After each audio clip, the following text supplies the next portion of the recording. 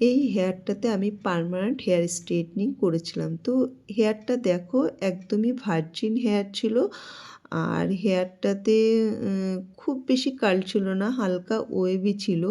তো হেয়ারটা স্ট্রেটনিং করার পরের রেজাল্টটা তোমাদের সঙ্গে শেয়ার করছি। দেখো কতটা শাইন ক্রিয়েট করছে, মানে এতটা শাইন করছে সত্যি, মানে বলার মতো না। তো তোমরা দেখতেই পাচ্ছ, আমি একদম জুম করে কাছের থেকে দেখানোর চেষ্টা করছি।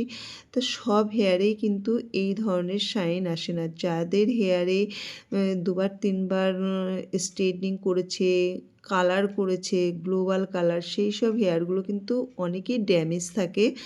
আর যাদের বিশেষ করে স্প্লিট এন্ডস আছে হেয়ারে, সেই সব হেয়ারগুলিতে কিন্তু এই পরিমাণ শাইনটা আসে না।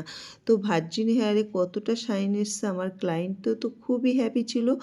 আর তোমরা দেখে অবশ্যই একটু কমেন্ট করে জানিও যে তোমাদের আজকের কাজটা কেমন লাগলো। আমি একদম জুম করে দেখাচ্ছি কাছের থেকে।